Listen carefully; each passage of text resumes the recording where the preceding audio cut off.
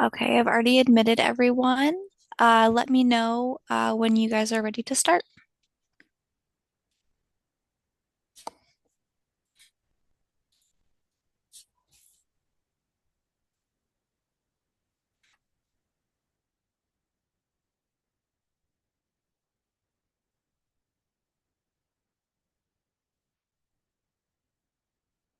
I guess we're ready.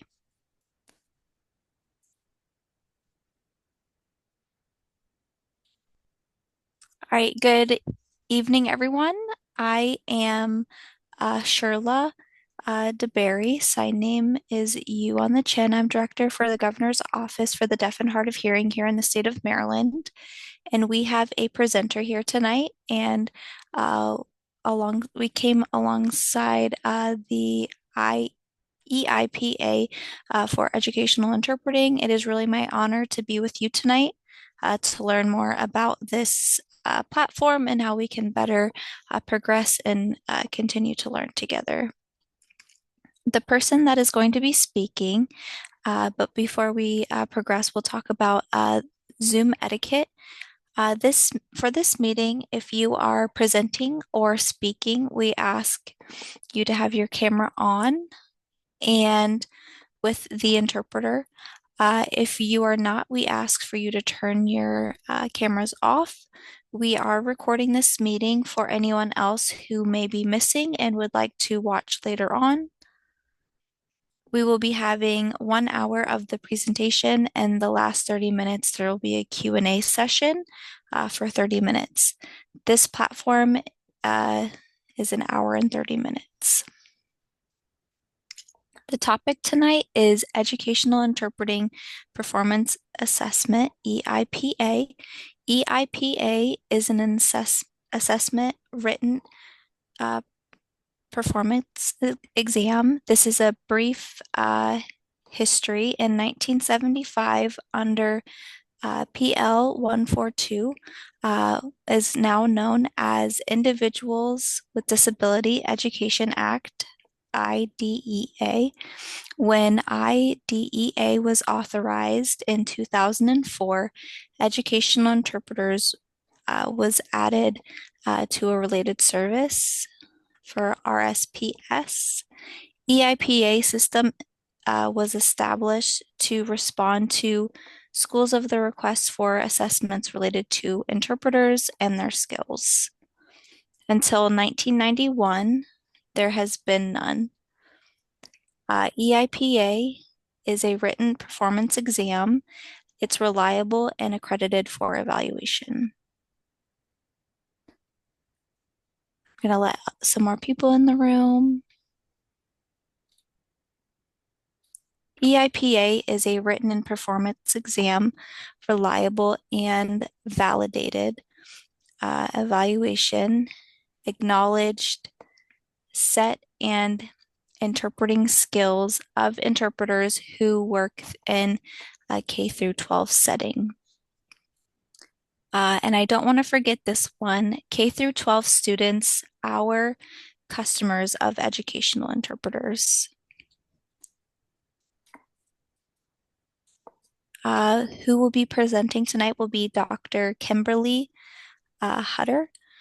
She is recognized in a skilled expert in the field of education, educational interpreting, and now EIPA scientific administrator at Boys Town National Regional Hospital.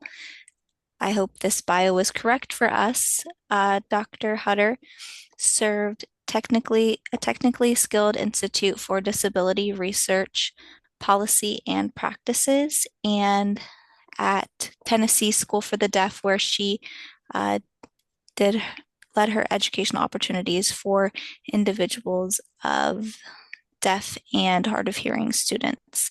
So her teaching background at Ball State University, UNC Greensboro, and Valdosta State University. She teaches ASL. She is an interpreter herself and an educational interpreter. Please join me in welcoming your reaction to join her and recognize that you have joined this meeting for her presentation, and thank you for sharing your bio with us. Thank you. Hi, everyone. Thank you so much for the introduction. I greatly appreciate it. I'm going to go ahead and share my screen here because, as you're going to see, we have a lot to get through today. Okay. Um, so let me get my stuff straightened out here so I can see all of you as well. Okay.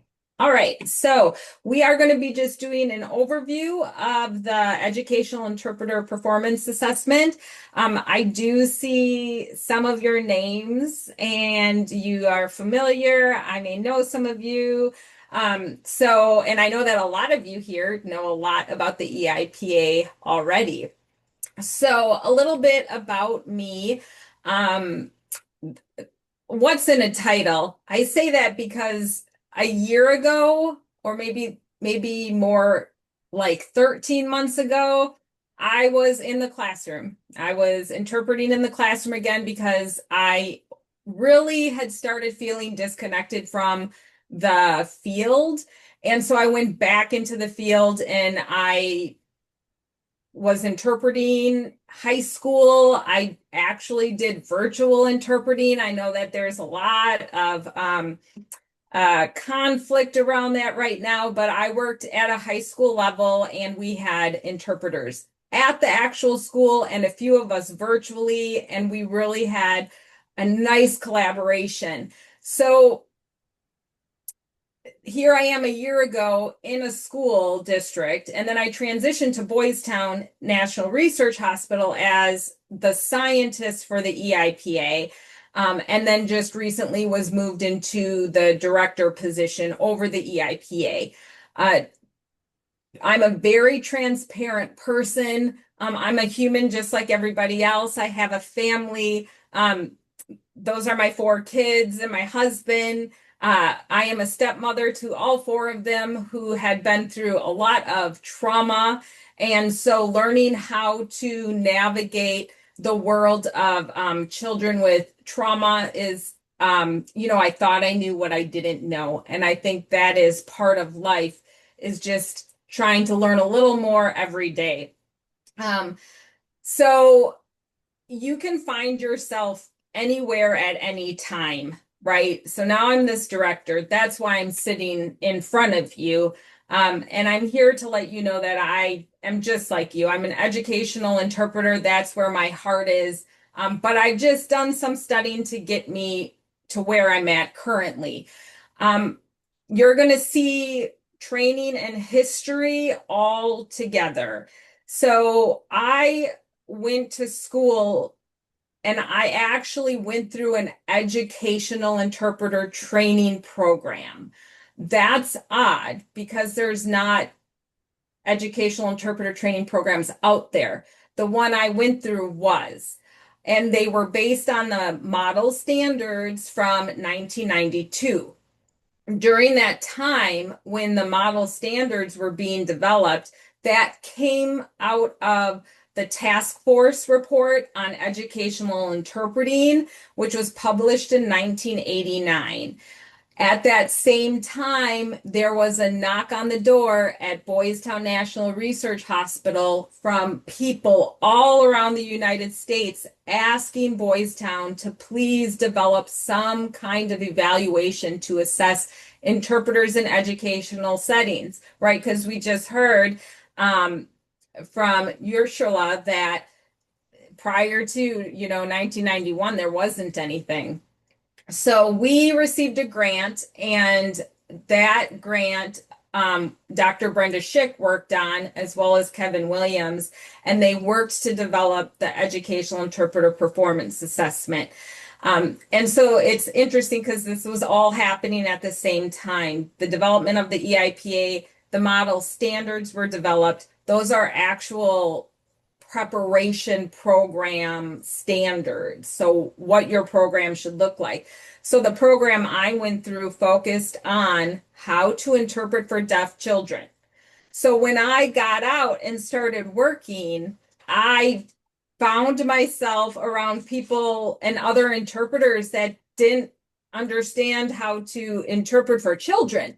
So they were interpreting at a higher level, may not have been able to expand on the information as I was taught. And so I started asking questions only to come to find out that most of them had gone through interpreter training programs that focused on interpreting for deaf adults. So I kept asking the question why and found myself, gaining my bachelor degree, then my master's degree.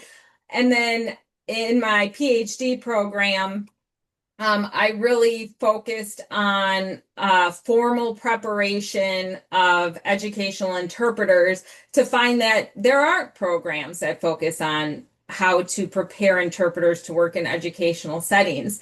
And so my intersection is between that formal preparation of educational interpreters and evaluation.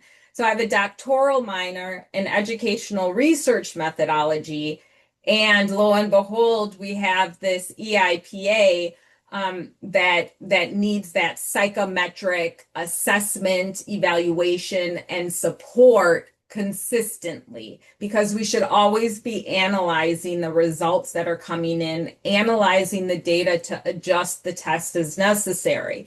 I also worked with Dr. Schick. She was on my dissertation committee, so was very familiar with the EIPA prior to stepping in this role. This is a history that I feel I've always been connected to Boys Town. So I believe we have the chat box working, and if that's the case, go ahead and what is the purpose of the EIPA? If anybody's out there, go ahead and drop it in. What's the purpose of the EIPA? Currently, as you know it. What's the purpose of the EIPA?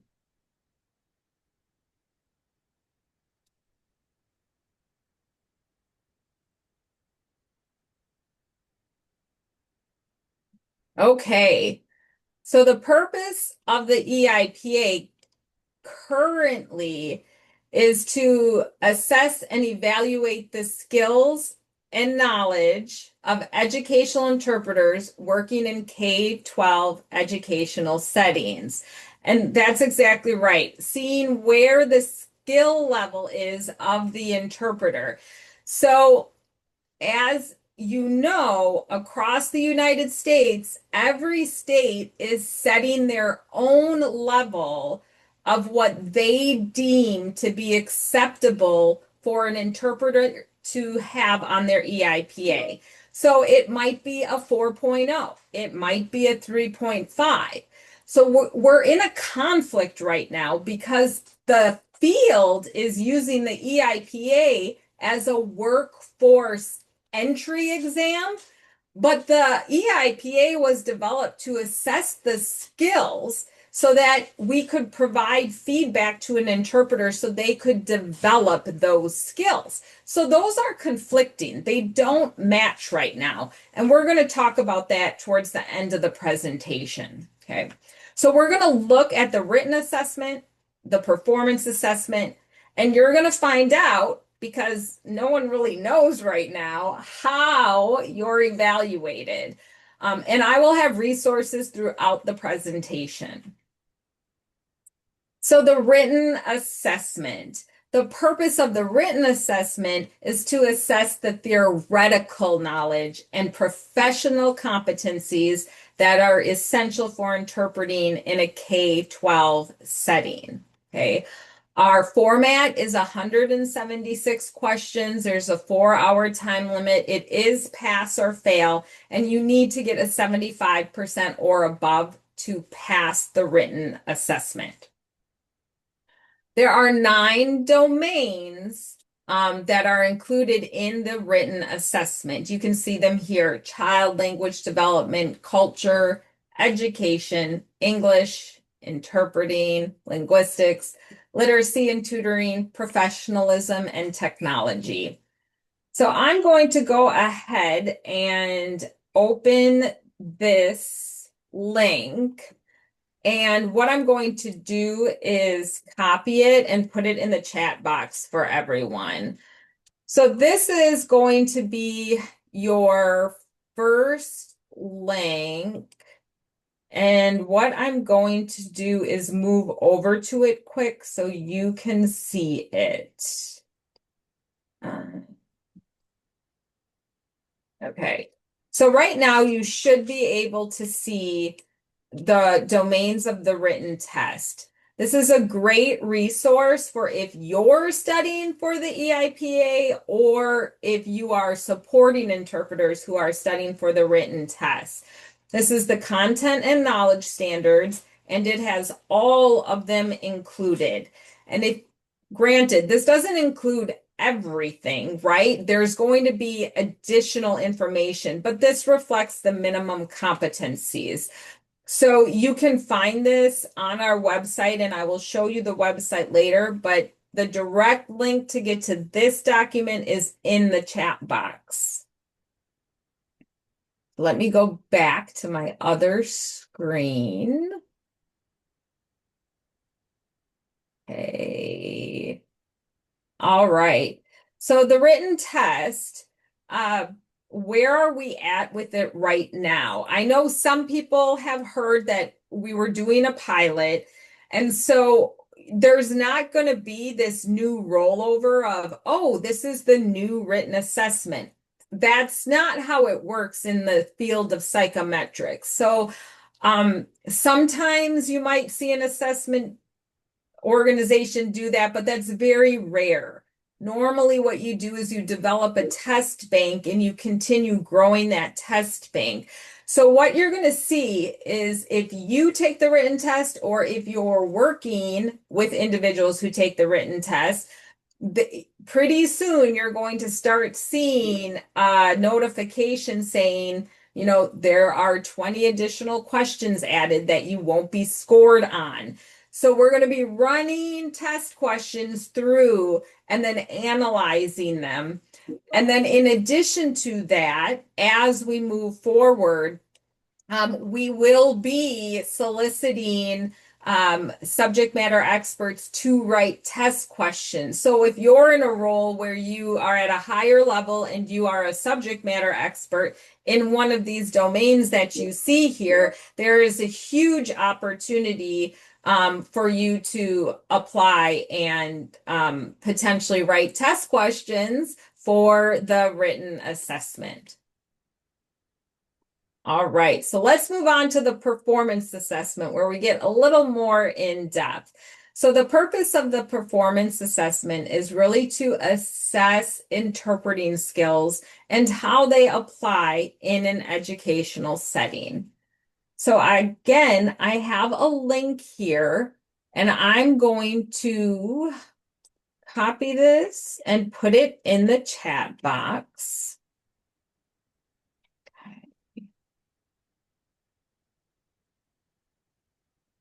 And then I'll share it. Okay, so what you see here is going to go over everything. This is the glossary of the EIPA terminology. It literally goes over every aspect of the performance assessment. It talks about how we rate, which is on this 0 to 5 Likert scale. And then it goes through every single Roman. So if you open this, you can follow along as we go through each Roman.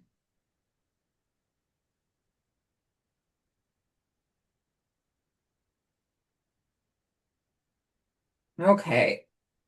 So our first Roman is interpreter product, voice to sign. And the goal of this is that it is to measure the individual's ability to produce effective prosodic information, non-manual information, use of sign space, and overall interpreter performance in assigned interpretation. So we are looking at the skills that you produce when you are signing. Okay. The first domain that we have is prosodic information. In under the domain of prosodic information, we have four items that are assessed. We're looking at stress and emphasis for important words or phrases, affect and emotions. Is the interpreter appropriately using their face and body? Register and sentence boundaries. Again, all of these are listed on that paper that I just shared with you, that resource, and it goes in more depth. So we're not going to get in depth today. We're doing an overview of it, okay? The second domain is non-manual information. The items that we're looking at are sentence types and clausal boundaries to ensure that the clausal boundaries and sentence types are being indicated accurately. So that might include yes, no questions, WH questions, topic comment, if then. And then we're also looking at the production and use of non-manual adverbial and adjectival markers. The third domain is use of signing space. So here we're looking at the use of verb agreement and directionality, comparison, contrast, sequence, cause, and effect, and the location and a relationship using an ASL classifier system.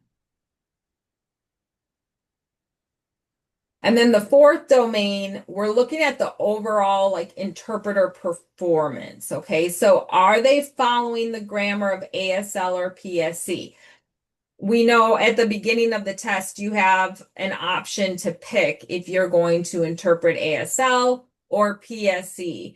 And so based off of what your choice is, that is how we're analyzing the assessment. We're evaluating it on ASL or we're evaluating it on PSC.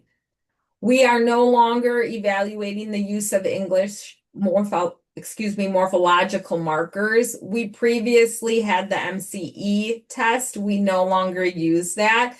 So if you get your report back or when you get it back, you're going to see that that is not included. And then the last area in this fourth domain is clearly mouths the speaker's English. So I don't know how many of you are from Maryland that are here. Can anybody give me a thumbs up? Are people from Maryland here? Anybody? It looks like we do have an EIPA. Good. Okay, there's a couple people from Maryland. So I brought in some data from Maryland. This is Maryland specific data, and it encompasses Generation 3 from 2020 through 2025. And so when we're looking at this first domain, which is our voice to sign, the areas of strength that I've highlighted, this is a summary of all of the test takers from Maryland from 2020 to 2025. So the areas of strength were the use of verb agreement and directionality. That's wonderful. We don't normally see that as a huge strength of interpreters. And then also clearly mouth speakers English. That one we see as a continued strength amongst interpreters. So the areas of weaknesses that we're seeing from Maryland interpreters are register. That's pretty normal across the United States. Register we have problems with. And then location relationship using ASL classifier system. That one too, that's another one that is an area of weakness for interpreters. But that area of strength, the use of verb agreement and directionality sort of caught me off guard. I was like, oh, because that normally is not necessarily an area of strength. But This is just a few things that I was able to pull for Maryland, and you'll see more as we move along. So Roman 2, we jump to sign to voice. So now this is our receptive portion of the assessment. Here, we're measuring the individual's ability to comprehend the signer's message and to render it in spoken English. Very difficult. We know this. This continues to be the lowest area, generally the majority of the time, when we're evaluating almost all interpreters across the United States. So the first domain is comprehension. So what we're looking for is, can that interpreter read and convey the signer's signs? So, are they recognizing signs? B, can they read and convey finger spelling and numbers? Can they read the finger spelling and numbers that that child is providing? C, can they read and convey the signer's register? That's a tough one, hitting that register. And then D, can read and convey non-manual information in ASL morphology, another very difficult area for interpreters to be skilled at. Okay, so vocal features. This is the second domain, and this is looking at your speech production, rate, rhythm, fluency, and volume. So as you're speaking, right, is it intelligible? Is it, are you producing speech in a normal manner, right? At a normal rate, rhythm, fluency, and volume. You're not too fast, you're not too slow. It's just you want to think about it as being just like how you would normally talk. F is looking at sentence and clausal boundaries, that those are being indicated. That's another tough one for interpreters. Sentence types. H looks at emphasis and affect and or emotional information. And I, correct English word selection. And J, adds no extraneous words or sounds to the message. Okay. That J is really about, are they adding ums? There, I just did one. There's multiple different things. They might grunt. I mean, there's a lot of different things interpreters do. They pick up habits, and we see those things coming out. So again, here is some Maryland specific data. So the areas of strength that we saw in Roman 2 are sentence and clausal boundaries are indicated. And again, that I had said, that's a tough one to do. I see interpreters struggling all the time with that. And Maryland, that's an area of strength overall for your interpreters. And then correct English word selection. I was surprised by that one, because as interpreters, right, we're all coming from very different areas, different geographical areas, etc. And then our students are coming from different places and different areas. So it's sometimes can be very difficult to pick that correct English word. So again, those are two areas of strength that I was not expecting to see. So it's always interesting to look and dig a little further into the data. And then areas of weakness, this is normal. We see difficulty reading and conveying finger spelling and numbers. We know that this is an issue with the majority of interpreters. And then another area of weakness is reading and conveying non-manual info and ASL morphology. very difficult to do. I mean, for example, teacher, right? That is ASL morphology or 3 weeks. And and there are a lot of difficulties with interpreters being able to read and convey all that, what's coming off the face, and then how it's connected to what the sign is and what the student is doing with their hands. The next Roman is Roman 3, vocabulary. This area measures the candidate's vocabulary and finger spelling production skills in signed interpretations. So again, this is not focused on receptive, how they're voicing it. It is focused on what they're signing. This first domain focuses on signs. So the amount of sign vocabulary. This is in regards to not only are we looking at like the full amount of sign vocabulary, but we're also, this is in regards to educational interpreting. So how much vocabulary do they have in that science class, right? Because if they don't have enough of that vocabulary, they're going to have a difficult time supporting that student in ensuring that they are conveying an accurate message. B is sign production. So their palm orientation, location, hand shape, movement.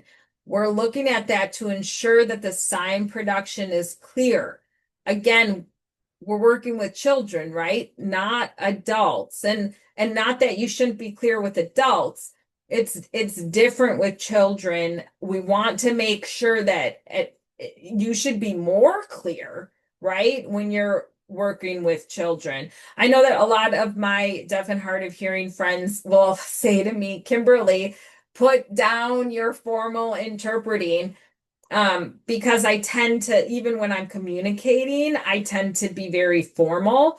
And I think that's just how I was trained in my program. And I wish sometimes that we saw more of that from interpreters. C is fluency, the rhythm and rate of their signing. And D, vocabulary consistent with the sign language or system. So that is looking at is the vocabulary they are using. Is it consistent with ASL or PSC? So generally speaking, that was like a really, really focused one with MCE because it would have looked very different when you're using manually coded English. And so we're looking to just make sure that that vocabulary is consistent with that sign language or system. That's rated fairly high the majority of the time. And then E is key vocabulary represented. Finger spelling, that's the next domain. We're looking at production of finger spelling, the clarity, the fluency, the rate. Is it clear, right? It's not all gibberish. G, is it spelled correctly? H, appropriate use of finger spelling. And I, production of numbers. And again, production of numbers and finger spelling we're looking for the same things. We're looking for clarity, fluency, and rate. So let's look at Maryland specific data again. The areas of strength for Maryland were the amount of sign vocabulary and the production of numbers. That's fantastic. The area of weakness was key vocabulary represented and appropriate use of finger spelling. That's to be pretty expected. We see that again across the board with all test candidates. There is this weakness with representing the key vocabulary, and then using finger spelling. So you could see how those two are they're related, right? That if you're not using finger spelling, you probably aren't representing key vocabulary because we want to ensure that when there are key vocabulary words that the interpreter is finger spelling them, right? And we want to make sure that it is deliberate. I agree. The vocabulary lists in elementary schools are can be very challenging. But this, when we're talking about using that finger spelling and key vocabulary represented, we want the interpreter to be deliberate. So when the test taker is taking this assessment, we want to see that they are deliberate in showing us that this is key vocabulary. That's how we know it's key vocabulary because they're deliberate in their finger spelling. They finger spell it multiple times before moving on to setting up a sign or using a sign to represent that vocabulary word. Mhm.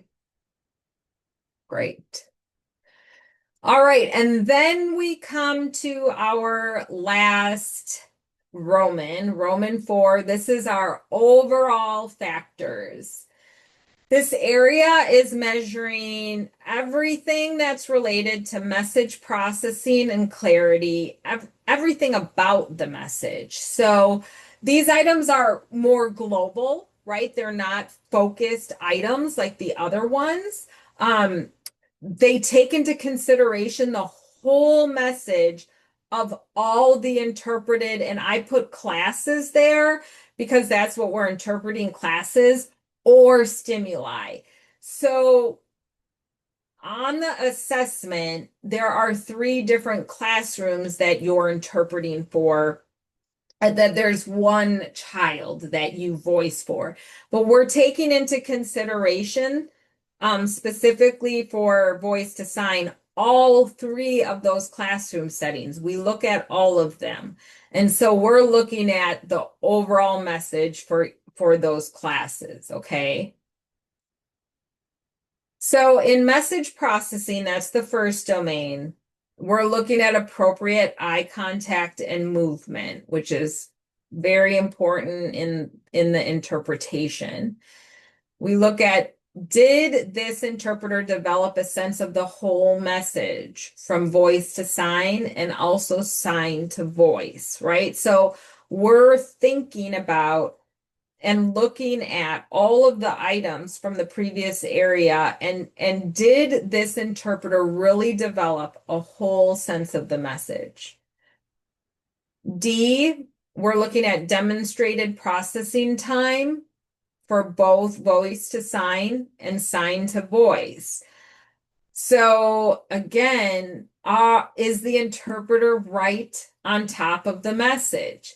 If they're on top of the message, they're not going to score very high. There needs to be some processing time there, right? Is there too much processing time that they're missing information? So they're being scored on where they're at with that processing time.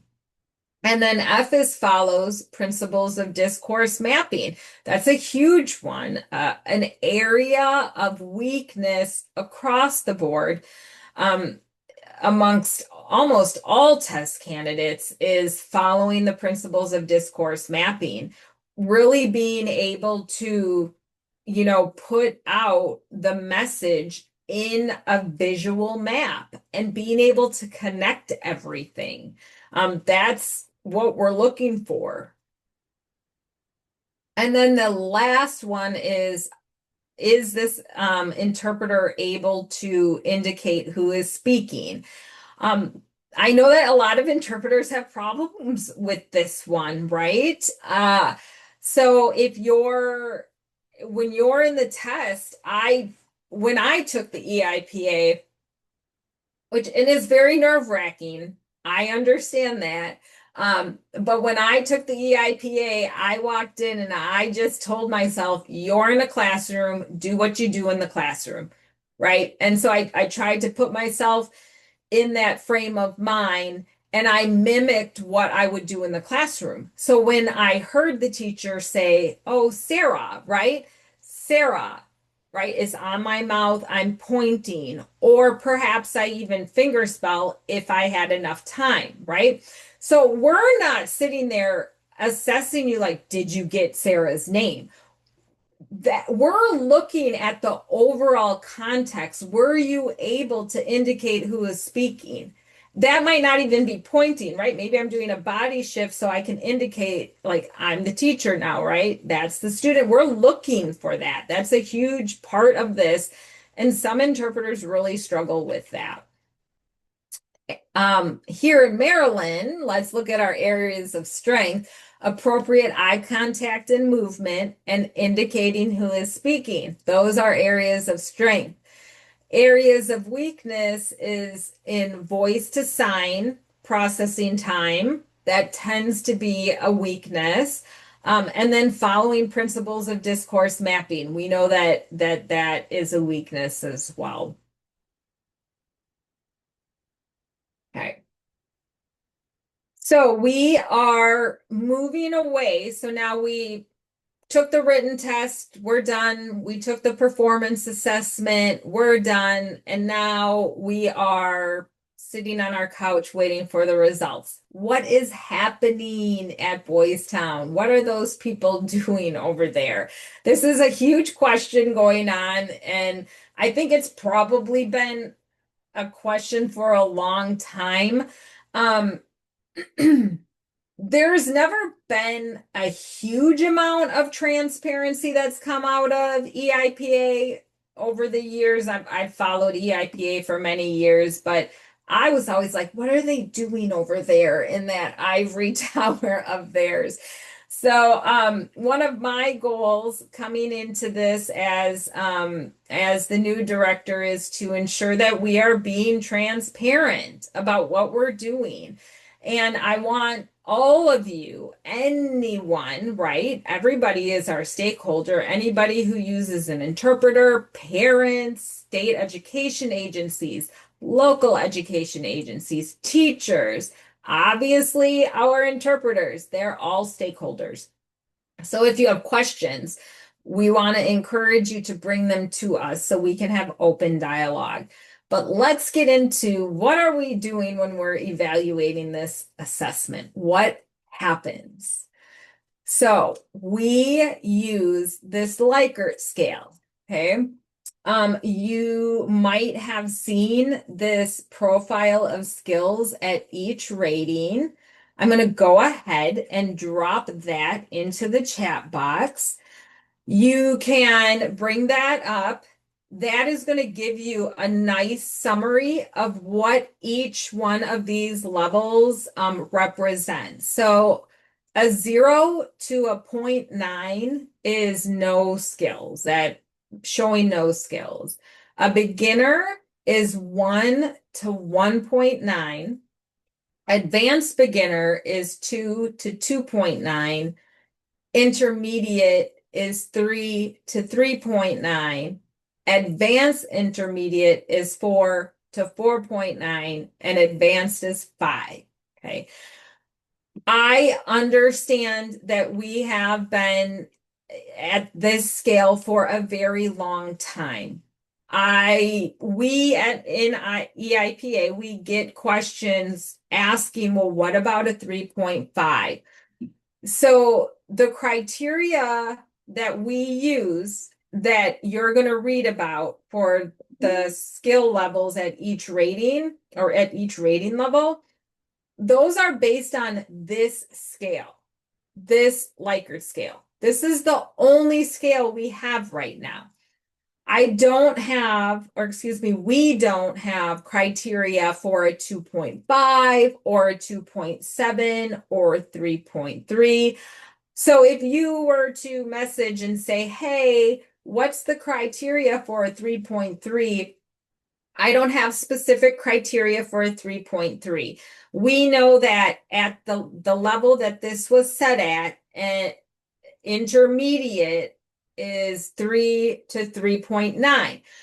Now, I understand that there are discussions, and And I get it, right? An interpreter gets a 3.9 and they're in a state where they need a 4.0 and they're saying, "Oh my gosh, what's the difference between a 3.9 and a 4.0?" Well, that is research that we are digging into. Okay, we're going to look at that to determine what could the potential cut score be. Are we seeing 3.9 interpreters, 3.8 interpreters performing similar to a 4.0? Like, what's the difference? So we're going to dig into that because I'm on board with all of the interpreters when they're saying, like, this is difficult. I missed it by point one, and this is what I need to work in this state. The issue that comes in hand at this point is that our assessment, the purpose of it is to assess your skills and to provide you feedback. Right now, it's not made to be determining if you should work or not. That's not what the purpose of this is. However, the field has used it for being a workforce entry point. Again, we're going to talk about that towards the end, okay? So I'll give you more information about that. Whoops. Okay. So what is happening behind those doors? Okay, so every evaluation has approximately 5 to 6 raters that review it. That's a lot of people, just so you know. It's a lot. So for the voice to sign portion, there are 2 raters, okay? One is deaf, one is hearing. The hearing rater is an interpreter. They have to be an interpreter. They have to be an educational interpreter. Okay. So this is not just some random person reviewing your evaluation. These are individuals that are highly skilled and trained in interpreting. Just as the individuals who are deaf, it cannot be a random deaf person. The deaf individuals that are our raters are highly skilled. They come from backgrounds in education. So they have been working with students for years. They have linguistic background, ASL background, etc. Okay.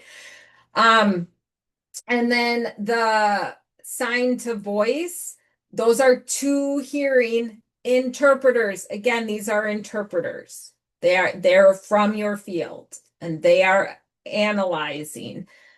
So your assessment goes through voice to sign and then sign to voice. So now you have 4 different people, and those are all 4 different raters. It is none of them are the same. That's not overlapped there. Then it goes through a flow process where it's sent to a reviewer. The first person who reviews it is a deaf rater. Our team, our evaluation team is ran by a deaf coach. Okay. And so this individual reviews your entire assessment. And then if basically, if we're finding any kind of inconsistency, we bring another rater in, and that is a hearing rater that comes in, and we do a review. Okay, so there are multiple steps that happen when your evaluation is being rated. But what does the rating look like? Okay, so what you're seeing here is a Likert scale. Okay, our Likert scale is 0 to 5, so we have an extra button there. The one that you see on the screen has 5. Okay, this is an example. The top ones, you see Rater 1 and Rater 2. Do you see how the little dots are filled in and they're right next to each other? In psychometric research and evaluation, this is agreement. So if one person rates it at a 3 and the other person rates it at a 4, that is considered agreement.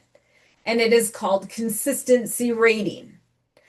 And when those two buttons are next to each other, they are considered adjacent to one another. Okay? That is considered agreement. In our evaluation, our raters need to be in agreement. They can't look like Rater 3 and Rater 4 that you see.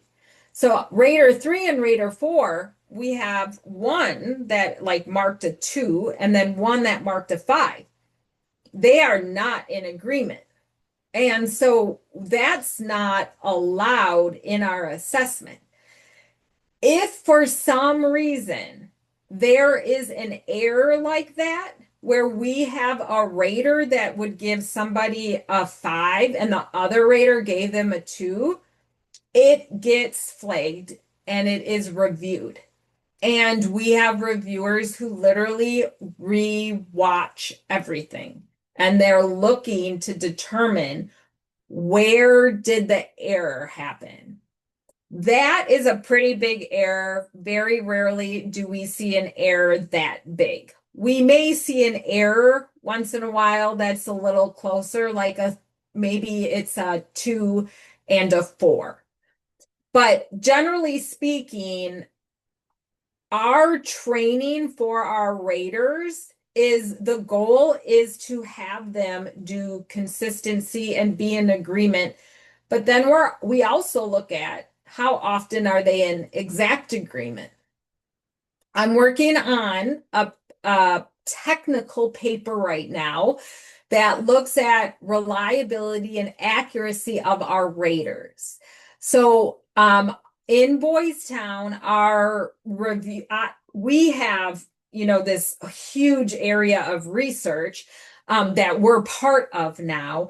And so the researchers come together and they all review our papers. So that's going to be getting reviewed. And as soon as it's fully reviewed and vetted, we will be pushing that paper out. So you're going to get to see how much consistency there is between our raters. But not only that, you can take it a step further to see how much exact agreement is there.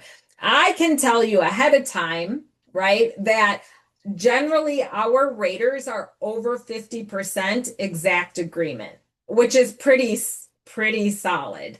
Okay. So I'm really excited about getting that paper done so y'all can see more information about what is happening with our rating, the accuracy, the reliability of our raters. Now, if we were to see something that happens, like you see that Rater 3 and Rater 4, and how different it is, we don't just let the raters go off and keep doing something like that. No, we bring the raters back and they go through training. We do consistent training with our raters. So you guys might have more questions about that as we move on, and we can talk about that. So at the end of the day, what are we actually evaluating? So these raters, you know what they're doing now, but what are they looking for? We're looking for patterns of practice. We're looking for patterns. Okay. That means we're looking for repeated or habitual actions, methods, approaches, strategies, whatever that interpreter is using.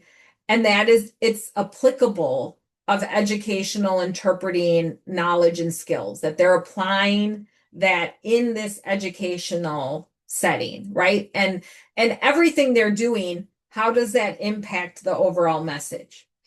So that's what we're looking for. So for example, when we're talking about appropriate finger spelling key vocabulary, if there is an interpreter who finger spells one key vocabulary word and then we don't see it ever again, that's not a pattern. It's not habitual. And so they're not going to get a high score on that because they're showing us that they don't have that pattern of practice. Okay? It's the same with discourse mapping. Discourse mapping is an overall factor, but you can clearly see if the interpreter has that pattern of practice in discourse mapping, if they're able to do it across all three stimuli. We look at all three. We're not just looking at one because we're looking for patterns of practice. In addition, if there's an error made, it's okay because we err. We have interpreters that get a 5.0 on the EIPA that may have had an error. Okay? It and I'm not talking about like a major error because we really want to ensure that the message isn't being construed.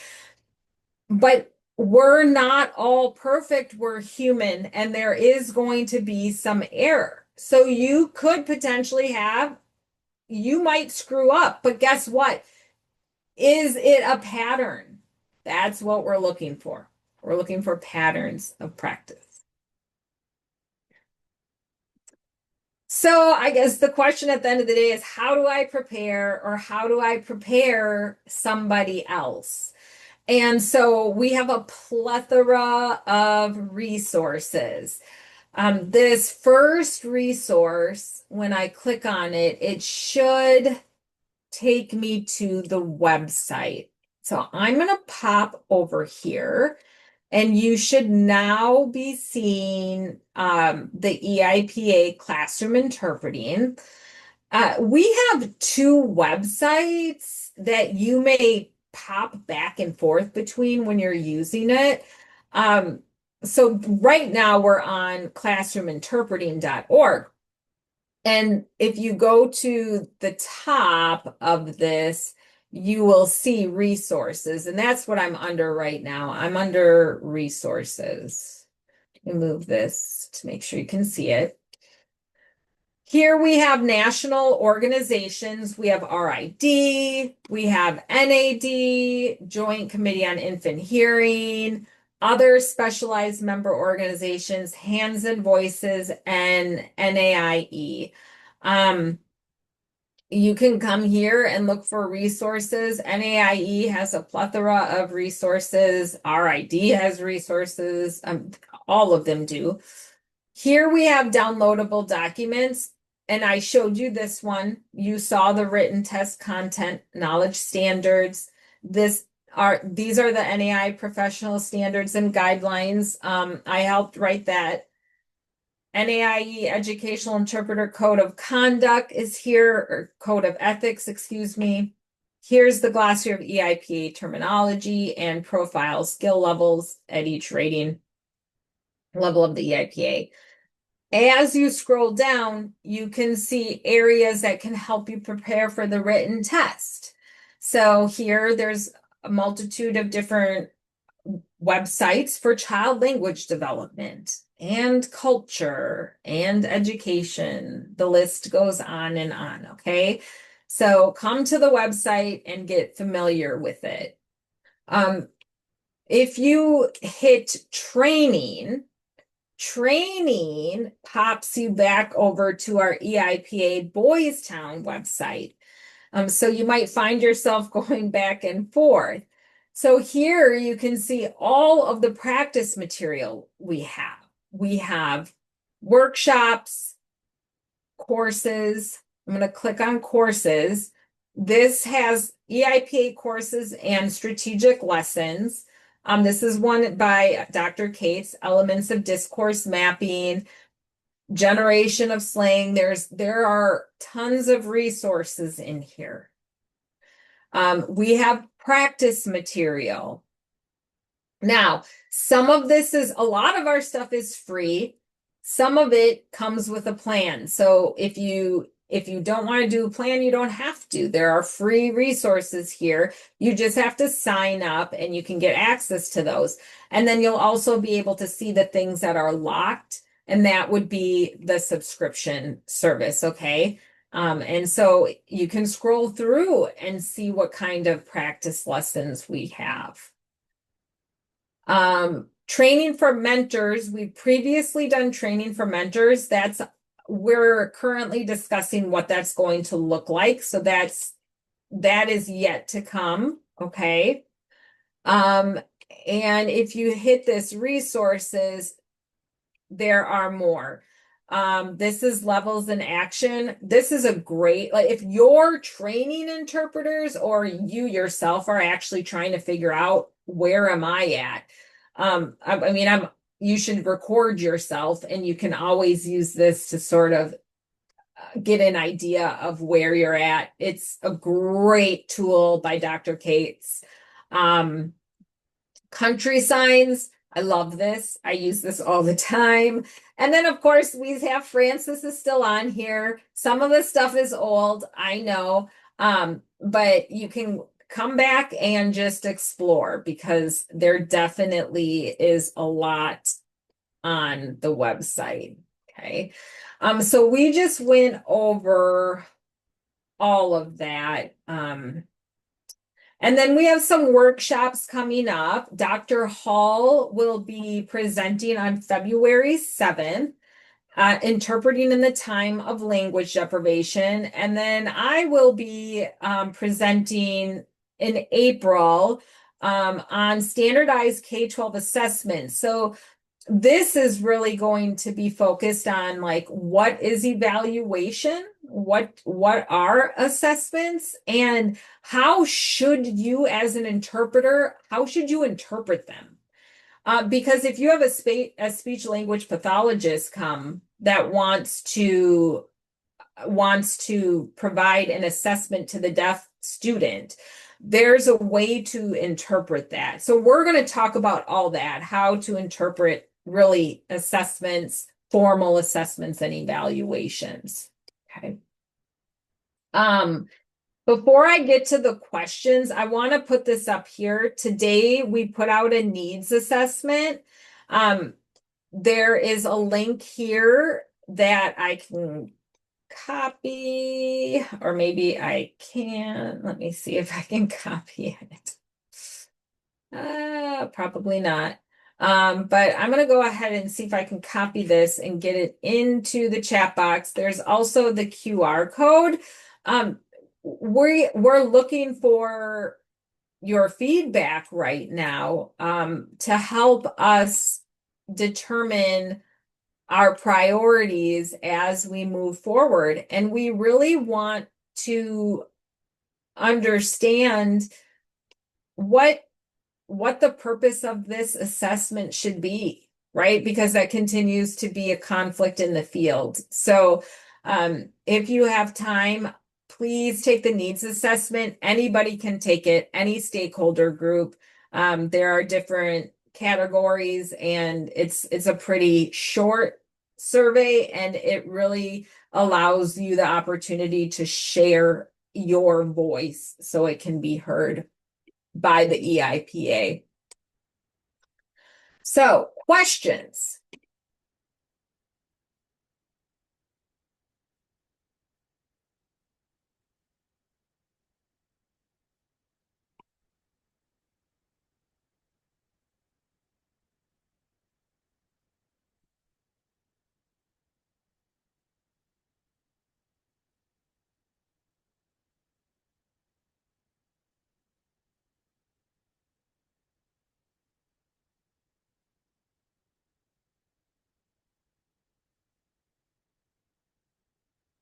Okay, the dates for the two workshops are February 7th and April 18th.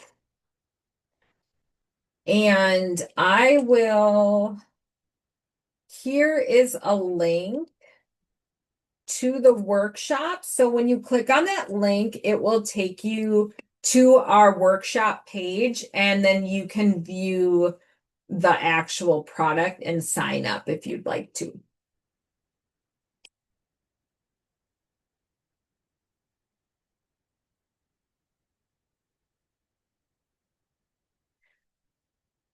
My information is right here. please feel free if you have a more personal question that you want to ask, because if you don't want to ask in front of other people, please feel free to send me an email. Like I said, I'm available. I'm willing to talk on the phone. I'm willing to talk via Zoom. My job is to be here for you. Okay, that is what my job is. And while I understand that it can seem very hard at times because it is an assessment, um, you guys are going to guide what we do as we move forward. Our stakeholders are. It's not about me, right? It's about the field. So please take that needs assessment and let me know. Uh, the the EIPA mentor, so we had training for mentors where we previously trained interpreters how to mentor other interpreters on the EIPA. That's what that was. And so we're in discussions about whether we're going to offer that again or not.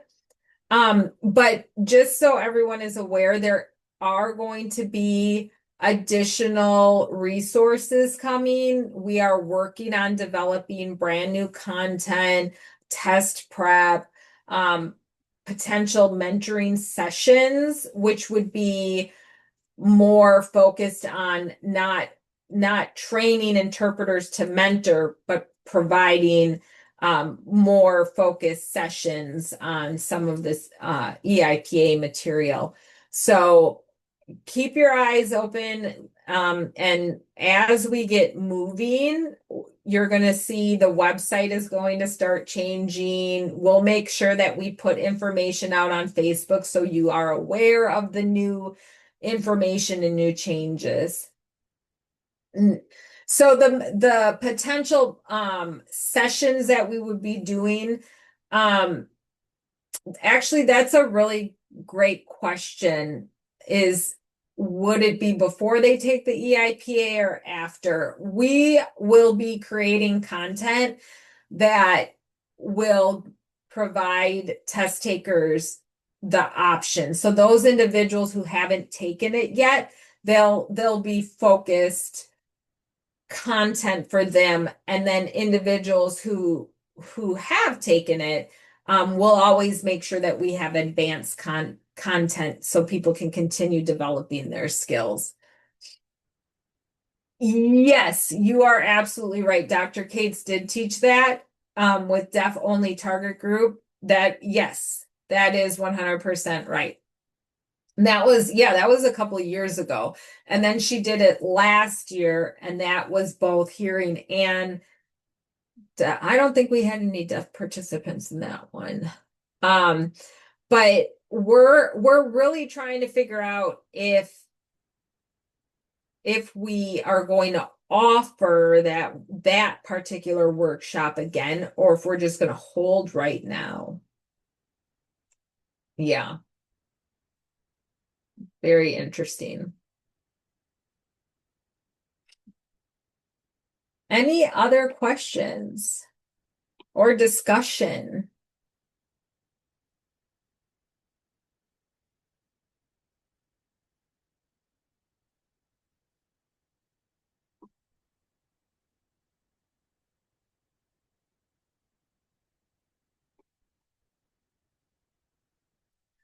Will the EIPA be at the NAIE conference in July? Yes, that is our hope. I am meeting with NAIE, I believe next week we'll be chatting about the conference. So I have every intention to have the EIPA there.